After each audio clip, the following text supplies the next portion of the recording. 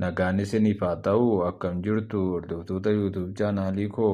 Oduu har'aaf qabanne muummichi ministeeraa Dr. Abiy Ahimad pirezidaantii naannoo Oromiyaa kan duraanii kan turani Dr. Lammaa Magarsaa qabuudhaa fi waraana gara Xaaliyaanitti erganii barbaachisaa akka jirantu dubbatame.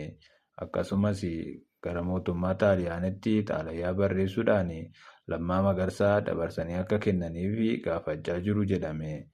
Abiy Ahimad akkuma muummicha ministeeraa Itoophiyaa ta'een sammuu Lammaa keessatti xannachi waan argameef Lammaan ni du'a baay'ee abdii irra hin kaawwatinaa jechuun kaabinoota naannoo Oromiyaa jiranitti karaa keessotiin dubbatamaa turedhani.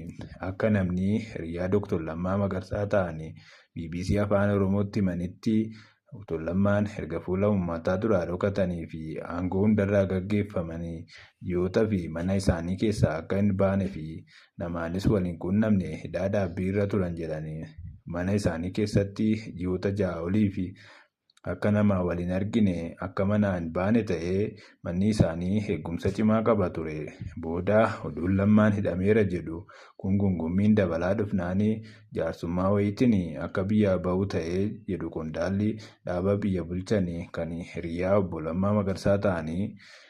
Hiriyaan Dr. Lammaa Magarsaa immoo Lammaan hidhaa manaatiin booda tattaaffii isaanii fi gargaarsa namoota tokko tokkootiin biyyaa bahuudhaan Xaaliyaanii sagantaa nyaata addunyaa keessatti qacaramanii hojjechuu akka jalqaban himu. Waggoota muraasa darban kana Xaaliyaanitti qacaramanii hojjechaa jiru. Mindaa isaan argataniinis maatii isaanii Ameerikaa jiraatanii fi ofiis jiraachisaa jiru. Haati warraa isaanii duraan Ameerikaatti konstiila Itoophiyaa tokko keessa hojjetu ture. Lammaan asii aangoorraa kaafamnaan isaanis achi hojii isaanirraa gaggeeffaman jechuun dhiibbaa maatii Dr. Lammaarra ga'e himu.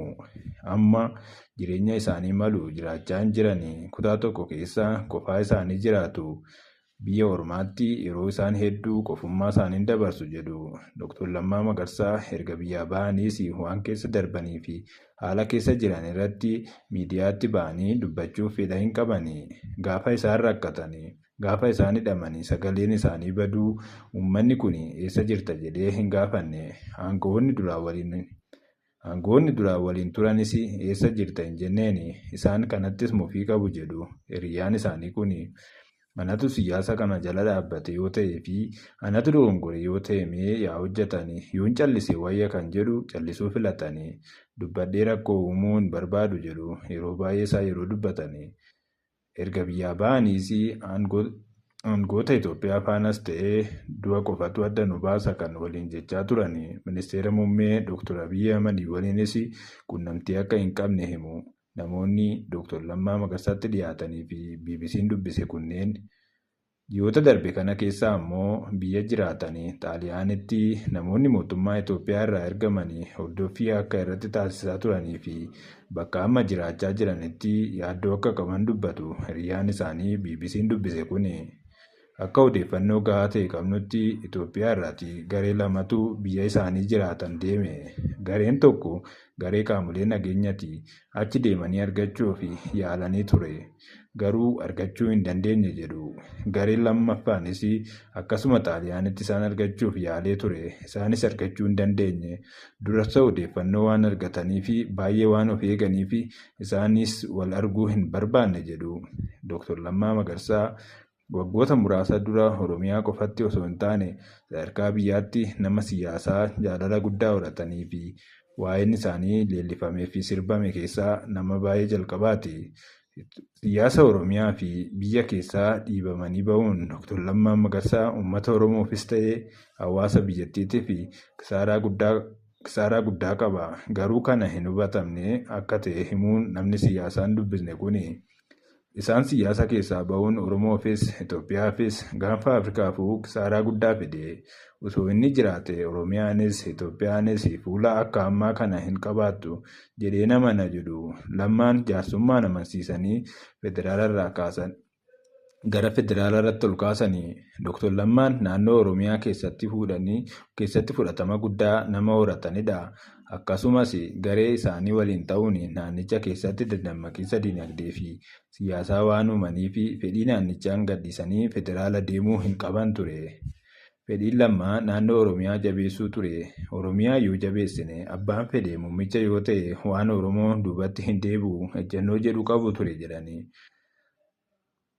Warraaqsi diinagdee jalqabamee akka fiixa bahuu fi gaaffileen Oromoo tokko lama jedhee gaafatuu fi aarsaa itti kanfalee bifa guutuun akka deebii argatuu fi fedhiin isaanii naannichuma turuu akka ture himu. Jijjiirama dhufe kana osoo bakkaan hin geenye ani yoon waa ta'e gaaffiin Oromoo karaatti hafa. Kanaafuu ati federaala dhufuu qabdan kan jedhuun Dr. Abiy ni gaafatu. Gama kanaan ammoo Oromiyaa irratti hojii dadhabsiiseera kan jedhu caasaan gungumaa jira. Duuban ammoo namoota Oromoo irraa warra dhageettii qabanii warra akka Dr. Gammachiis Dastaa fi Ambaasaddar Daggifee faan jaarsummaaf Lammaatti ergamee deemii federaalatti Dr. Abiy gargaari kan jedhu dhiibbaan itti godhamaa ture jedhu. Dr. Lammaan jalqaba yeroo aangootti pirezidaantummaatti naannoo Oromiyaa irraa kaafamanii ministeera dhimma alaa akka ta'an akka himamee turee fi karaa hin beekamnee fi fonqolcha fakkaatuun bakka hin yaaddamne ministeera raayyaa ittisa biyyaan akka muudaman dubbatu. Erga ministeera raayyaa ittisa ta'anii muudamanii booda dhageettii fi dhiibbaan isaanii akka gadi bu'ee fi hariiroo ministeera muummichaa waliin qabanis akka malee laafus yaadatu. Lammaan qabsoon kun karaarraa maqee jira.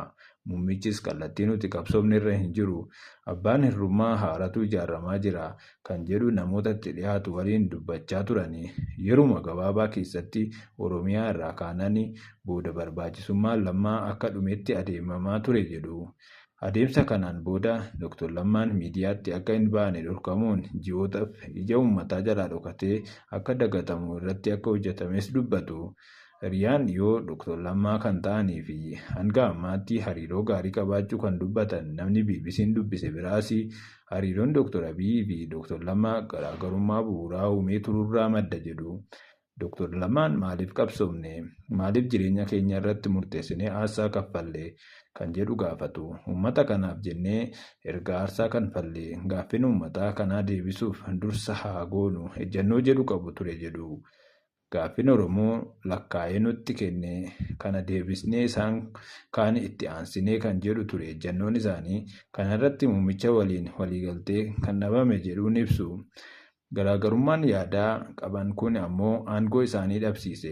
Dhageettii qaban akka dhaban gochuun hanga hidhamaa dhaabbii mana isaanii hin baanetti ta'uun aarsaa akka kaffalan dubbatu.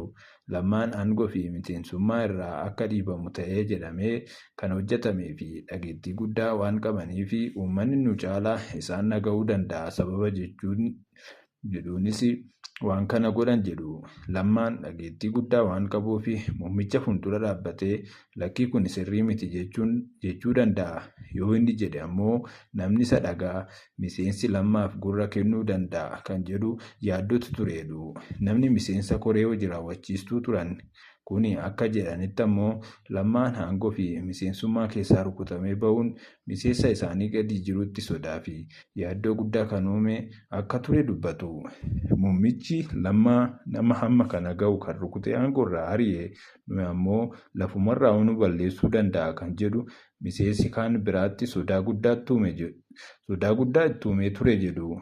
Yeroo sanatti qorannoon paartii biyya bulchuu Dr. Lammaa irratti gaggeessan irratti dhimmoonni Lammaan diina waliin hiriiree iccitii keessoo dhaaba diinaaf dabarsan wayyaanee fi aboo waliin hojjetan paartii ganeera kan jedhu irratti ka'uutu dubbatama.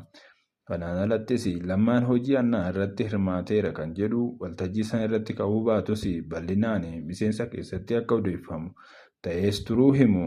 Hiriyaan isaanii durii hanga ammaa Dr. Lammaa waliin hariiroo qaban kun ammoo Dr. Lammaan yeroo hooggansa turetti mana jireenyaa tokkoon alatti qabeenya tokkollee dhuunfatti nama qabaatee hin turredha jedhu. Lammaan nama amantii isaatti cimaa ta'e uummata kanaaf jiraate malee ofiif hin jiraanne. Yeroo hundumaa uummanni kun ifa arguu qaba kan jedhu yaadni isaanii jireenya dhuunfaa isaaniitiif nama fiigu hin turre qabeenya dhuunfaa kan jedhamu tokkollee hin qabu jedhu.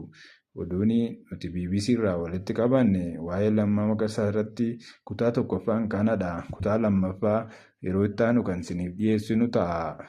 YouTube chaanaalii keenya sabiskiraayib gochuu hin dagatinaa. Paartii lammaffaanii waa'ee lammaa irratti isiniif qabanne Dr. Lammaa Magarsaa jalqabumaayyuu maaliif mootummaa naannoo Oromiyaa irraa gara federaalaatti geeffaman kan jedhuu fi Dr. Lammaa Magarsaa dhageettii kan dhaban gaafa pirezidaantii naannoo Oromiyaa irraa kaafamanii gara federaalaatti geeffamanidha jedhu. Dr. Lammaa Magarsaa sababni isaanii mootummaa naannoo Oromiyaa irraa kaafamanii gara federaalaatti geessanii fi yoo nani waa ta'e situ bakka kana qabata kan jedhudha. Erga jijjiiramni siyaasaa dhufee fi Dr. Abiy Ahmed ministeera muummee ta'anii booda yaaddoo guddaan garee muufannaa qabu jijjiirama kana buufachiisuu danda'a kan jedhu waan tureef xiyyeeffannaan Oromiyaa irraa gara federaalaa akka ta'u taasifame. Dr. Abiyyiin akkuma hooggansaa biyya harkaatti galfatanii Dr. Lammaan akka isaan gargaaruu fi yoo nani waa ta'e situ bakka kana qabata yaada jedhuun Lammaa gara masaraatti fudhachuu himu namni hooggansa Oromiyaa irra ture kan BBC'n dubbise kun akkuma jijjiiramni dhufeen Dr. Lammaan masaraatti ministeera muummichaa bakka gargaaran waamamanii waa'ee Oromiyaa itti deebi'ama ammatti asitti hojii nu gargaartuu qabdan kan jedhuun waliigalame. Ji'a 3 fi Dr. Lammaan hojii pirezidaantummaa naannoo gabaasuma caasan gadi isaanii fiduun murteessaa turan malee kallattiidhaan hordofaa hin turre. Caasaan gadii sun ammoo itti yaadee hojii naannoo Oromiyaa dadhabsiisaa ture jedhu. Borumtaan jijjiiramitti caasaan yeroo jijjiiramni hojii hooggansaa irra ture kanneen yuunivarsiitiilee fi dhaabbilee adda addaa irraa caasaa mootummaatti makamanii turanii dhiibamaa caasaa dulloomaa duraa ture bakka qabachaa akka dhufes yaadatu. Yeroo sanitti gareen kun jijjiirama kana fidu warra waliin qabsaa'aa turan ta'uun sodaa guddaa kan turee fi xiyyeeffannaan nama hundaa kan ture dhimma TPLF ta'uu ammoo Dr. Lammaanis ta'e caasaan kaan waan gareen kun Oromiyaa irraa fidu kan amantummaan fudhachuu ture jedhu. Hundeeffamuun ODP rakkoo dhokataa hedduu fidees akka dhufe ni himama. Itti dabalees Oromiyaan dagatamee federaala qofa jedhame.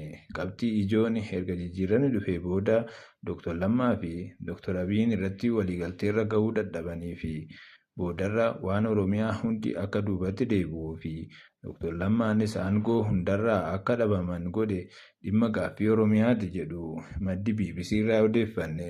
Yeroo sana hooggansa olaanaa naannoo Oromiyaa kan turan namni BBC'n dubbise kun yeroo sani wanti Oromiyaa keessaa hundi dhaabbatee federaala qofa jedhamuutu dhufe jedhu. Waa'ee Oromiyaa itti deebi'ama kan jedhuu fi gaaffilee ijoon Oromoon gaafachaa ture ni dhaabbate. Sochiin akka warraaqsa dinagdee Oromiyaa jedhamu hundi ni dhaabbate. Lammaan yoo kallattii gadi dabarse qaamni bakka qabate hin hojjetuun hafa.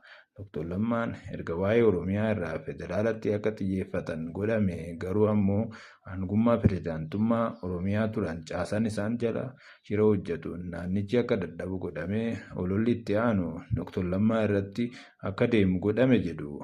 Lammaan yoo kallattii kenne caasaan hin hojjetu. Booda Lammaan hojii hin dandeenye naannichi kufeera kan jedhu Lammaa irratti ka'e. Nuti warri qoree keessa turreeyyuu nu amansiisee ture jedhu namni BBC'n dubbise kan hiriyaa Dr. Lammaa Magarsaa turaniif. Kun kan ta'e ammoo Dr. Lammaan hojii dadhabbii osoo hin taane itti yaadamee caasaa ofii isaanii diriirfatanii hojii dadhabsiisanii siyaasaaf itti fayyadamanii akka ofii isaaniitti ta'utti diriirfachuudha jedhu. Dr. Lammaan battala aangoo pirezidaantummaa naannoo Oromiyaa irraa qabataniin caasaan mootummaa naannichaa uummata saamanii fi dararaa turan 4,700 torbee tokko keessatti ari'uun caasaa haaraa bakka buusanii turan jedhu. Namoonni ari'amanii 4,700 suni namoota achiin booda Lammaa dadhabsiisuudhaa fi Dr. Abiy faana hiriiranii akka Lammaan hojii aangoorraa kaafamu warra taasisanidha jedhu. Oduun nuti BBC irraa walitti qabannee paartii tuun keenya kana fakkaata. Paartii 3 yookiin kutaa 3ffaa isaa yeroo itti aanu kan isiniif dhiyeessinu ta'a.